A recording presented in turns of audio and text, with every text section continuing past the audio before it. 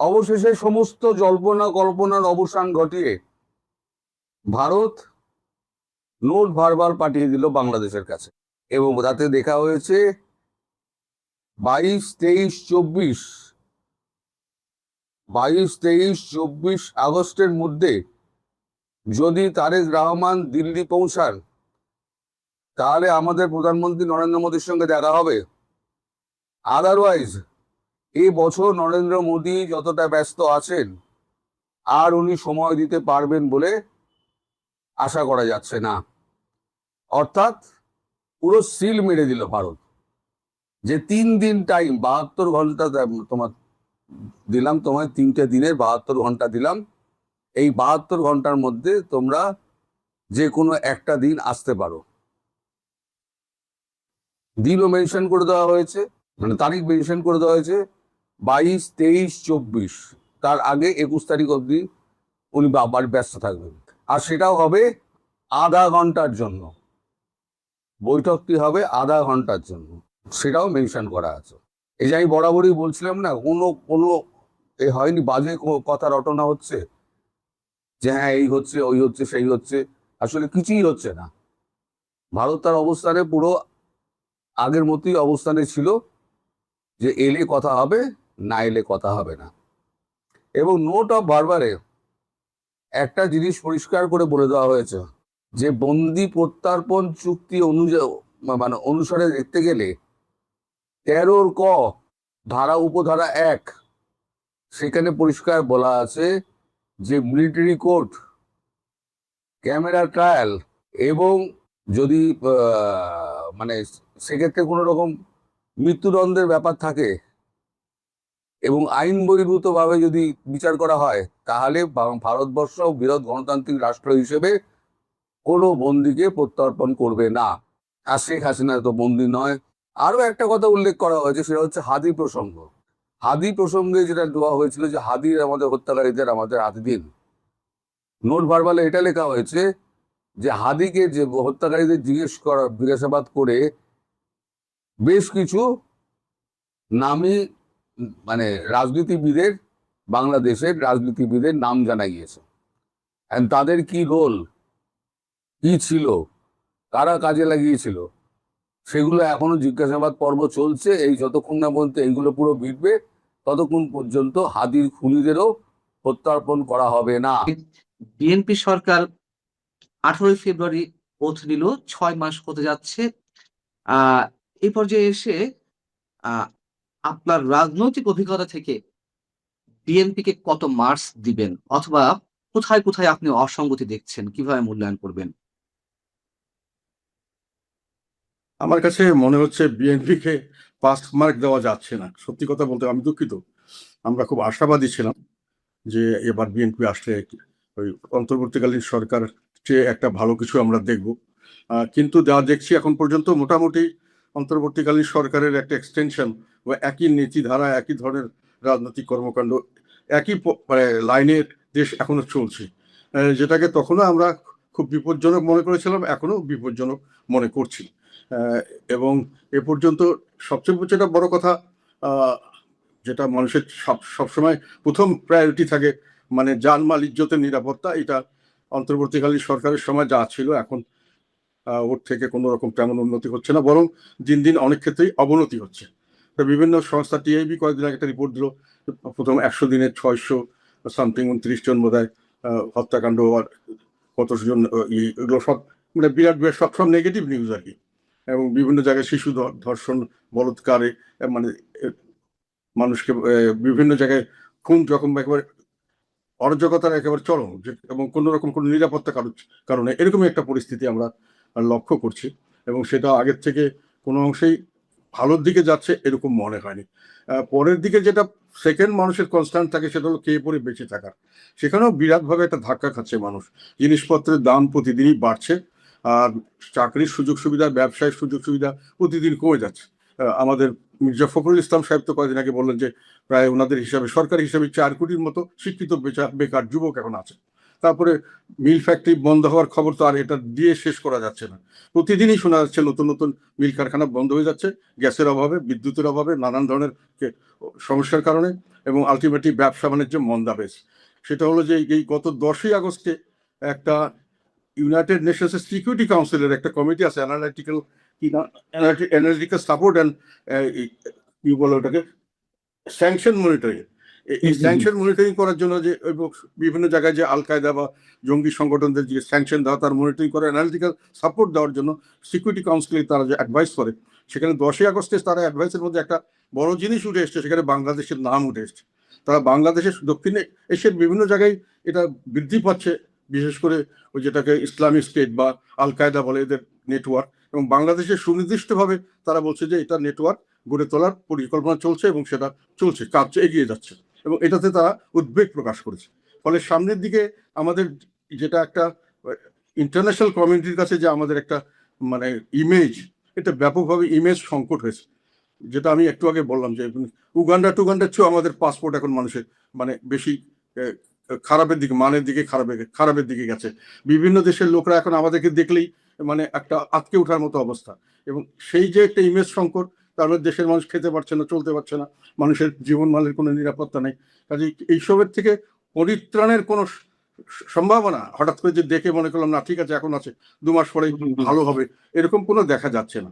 আমি একটা জিনিস এখানে বলি, সেটা হলো বাজেটের সময়, বাজেট অ্যানালাইসিস করার সময় একটা জিনিস আমি বলেছিলাম যে আমরা যেহেতু অর্থনৈতিক মন্দা চলছে আমাদের সারা বিশ্বে, এখন অর্থনৈতিক মন্দা, আমাদের দেশে অর্থনৈতিক মন্দা চলছে, সেখানে যে টার্গেট দেওয়া হচ্ছে, যেভাবে বাজেট করা হয়েছে, সেই বাজেটে যে মানে যেটা আর্নিং দেখানো হয়েছে, আমি বলছি এই আর্নিং তারা করতে পারবে না।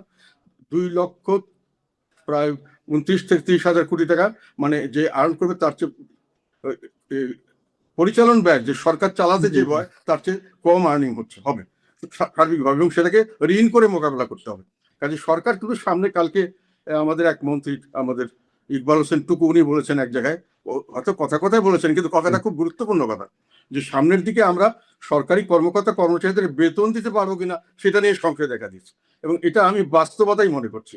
আমরা বেতন কিন্তু এখনো ওনারা দিতে পারছেন না, ঋণ দিয়ে দিচ্ছেন, এবং সামনে পুরা বছর ঋণ দিয়েই তাদেরকে চালাতে হবে, এবং এই ঋণের কোনো মানে ঋণ করার কোনো জায়গা নেই।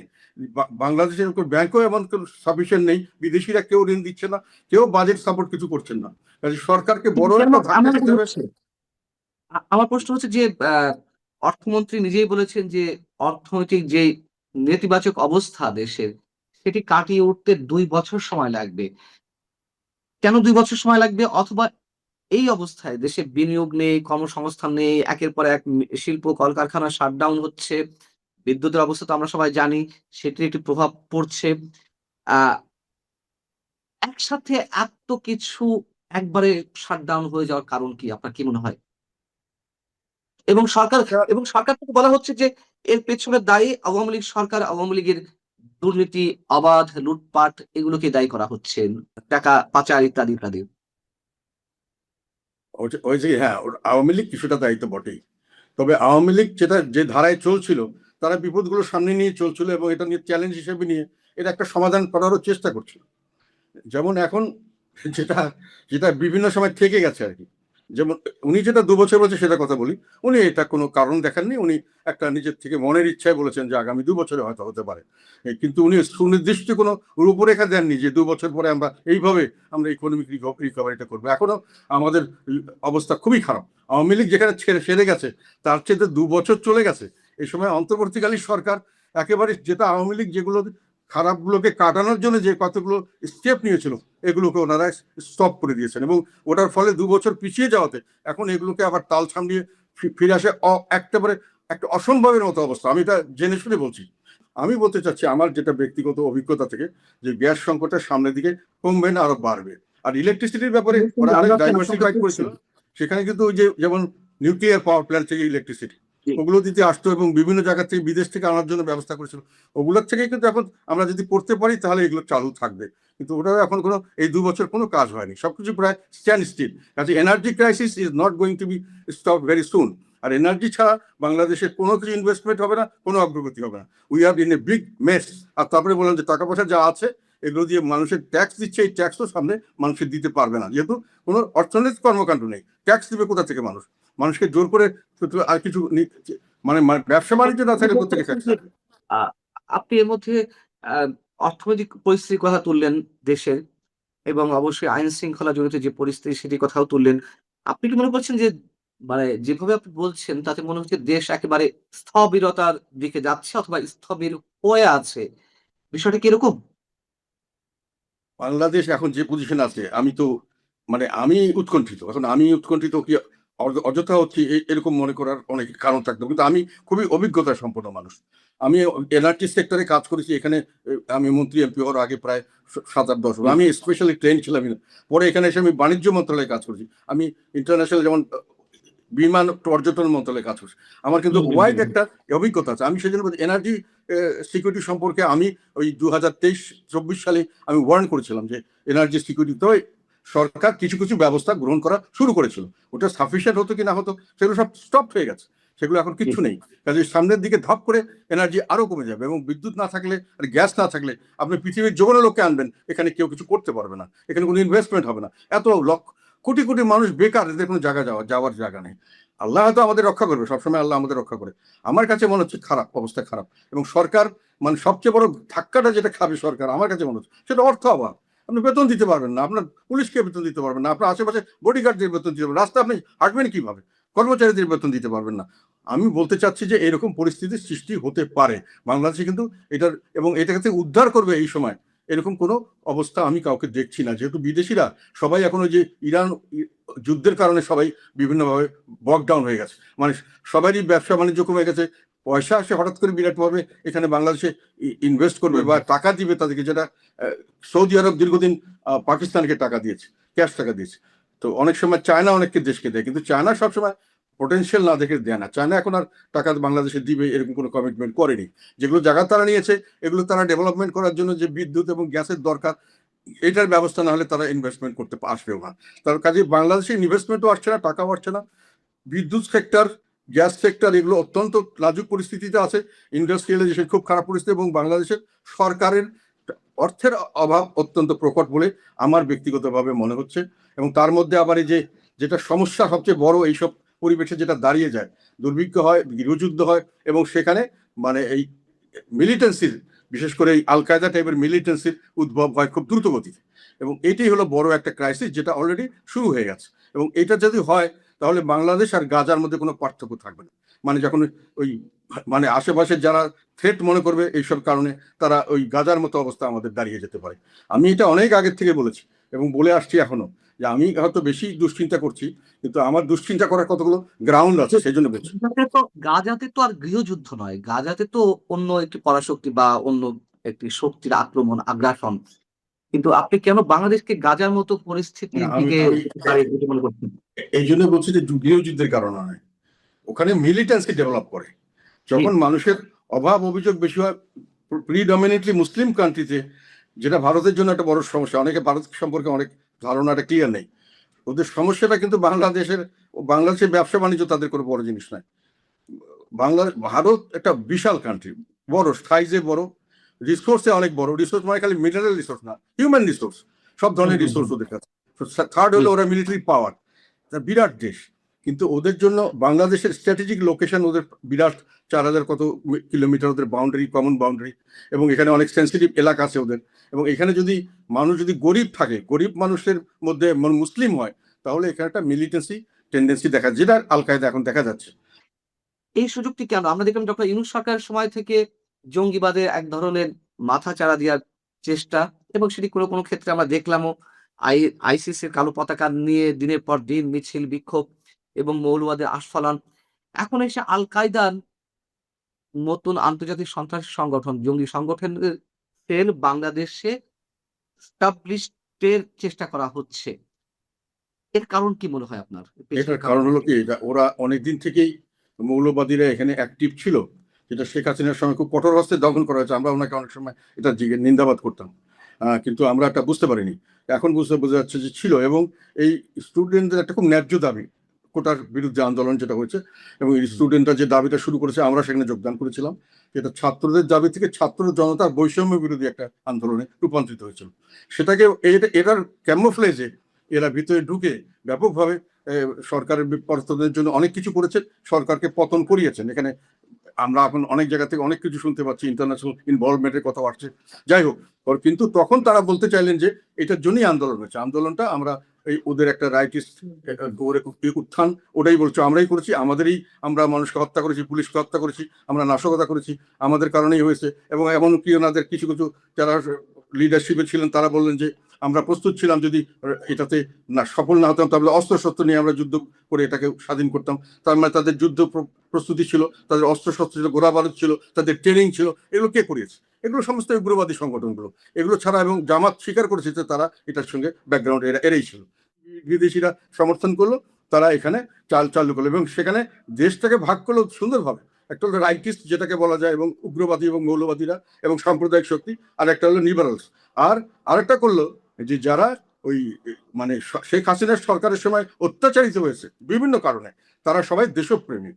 এই অত্যাচারিত লোকরা যখন দেশপ্রেমিক হিসাবে সার্টিফিকেট দেশের রাষ্ট্রের থেকে সার্টিফিকেট পেয়ে গেল, তখন সমস্ত ধরনের আল কায়দা টাইপের যতগুলো সংগঠন সবগুলোই দেশপ্রেমিক হিসাবে বাংলাদেশে অফিসিয়ালি অ্যাকসেপ্টেড হল। এবং তারপর থেকে তারা বিভিন্ন তাদের সাজা মাপ, তাদেরকে থেকে দেওয়া হলো, তাদেরকে মুক্তি দেওয়া হলো জেল থেকে, তাদেরকে খালাস করে দেওয়া হলো, সমস্ত চার্জ বাতিল করে দেওয়া করে ফ্রি করে দেওয়া হচ্ছে।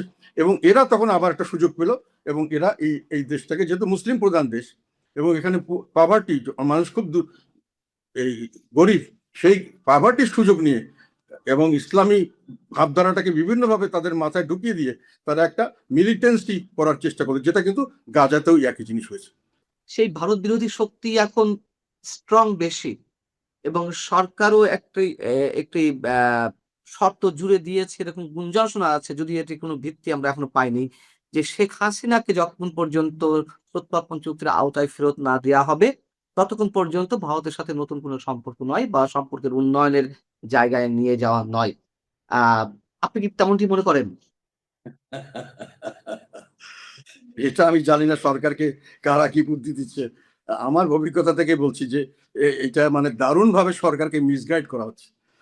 একটা জিনিস আমরা অনেক সময় ভুল করি, মানে কি বলবো এটাকে, আমি নিজেকে ছোট করে বলতে চাই না, কিন্তু ভারত একটা বড় শক্তি, যেটা বললাম বড় দেশ, এদের বড় অনেক রিসোর্সফুল কান্ট্রি, বড় একটা সামরিক শক্তি, এবং এদের কাছে বাংলাদেশের গুরুত্ব, ব্যবসা বাণিজ্যকে যেটা আমরা বলতে চাই বাংলাদেশ, ওদের ওটা গুরুত্ব নাই। ওদের একটাই গুরুত্ব আছে যে এটা একটা ল্যান্ড যেটা স্ট্র্যাটেজিক লোকেশনে অবস্থিত, এবং যেখানে হিউজ পরিমাণে মুসলিম মেজরিটি এবং পুয়ার কান্ট্রি।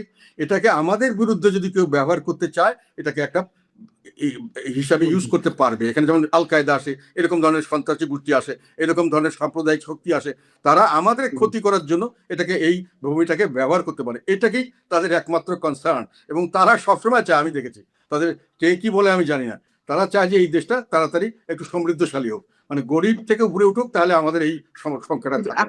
এখন প্রশ্ন হলো যে না, এখন যদি ভারতের ওগুলো তাদের প্রিপারেশন নিচ্ছে, আমরা অনেক সময় ভুল করি। ওরা কিন্তু সাধারণভাবে এটাকে একটা শান্তিপূর্ণভাবে একটা প্রসপারাস দেশ হোক, এখানে কোনো সেরকম কোনো সমস্যা না থাকুক, আস্তে আস্তে সব শিক্ষিত হয়ে উঠুক, মানুষের সম্পদশালী হোক, তাহলে এই মিলিটেন্সি এখানে খরচে আসবে না, এবং ওরা সেফ থাকবে, এটা তারা মনে করে। এই জন্য তারা, অর্থাৎ দুটি বিষয় পরিষ্কার জানিয়ে দেওয়া হলো। এক হচ্ছে তারেক রহমানের 22, 23, 24 এলে এসো, না এলে পরে তোমার গঙ্গা তিস্তা জলবন্টন চুক্তি জ্বলে গেল, আর ভবিষ্যতের ব্যবসাগুলো জ্বলে গেল। আর 2 নম্বর হচ্ছে হাদির হত্যাকারীদের এখনই আপনারা পাচ্ছেন না। এদিকে এই খবর পাওয়ার সঙ্গে সঙ্গে তড়িঘড়ি না খলিলুর রহমানের অবস্থা তো আগেই আপনাদের বলেছি আগের ভিডিওতে, না খলিলুর রহমান, না ওই যে আপনাদের আরেকজন উপদেষ্টা আছে তিনি, না শামা ওবায়েদ, কেউ না, নতুন একজন মুখপাত্র, তার নাম হচ্ছে KM শাহিদুল হক। সে, তাকে দিয়ে বলানো হয়েছে যে এখনো পর্যন্ত মানে ভারতে যাওয়ার মতো, তারেকের যাওয়ার মতো পরিবেশ সৃষ্টি হয়নি, অর্থাৎ ভারতে আসবে না তারেক রহমান। কিসের অনুকূল পরিস্থিতি? পৃথিবীর সব নেতা আসছে, তারেক রহমান কে এমন হনু তিনি আসতে পারবেন না? আমি বলেছি না মোদি ভয়, সার্জিও গোরের ভয়, এলে একবার টুটি চিপে ধরবে, তাই উনি কখনোই আসবেন না। তাতে দেশ জল পাক বা না পাক, খাবার পাক বা না পাক, ডিজেল তেল পাক না পাক, তারেক রহমানের বাংলাদেশের কিছু যায় আসে না।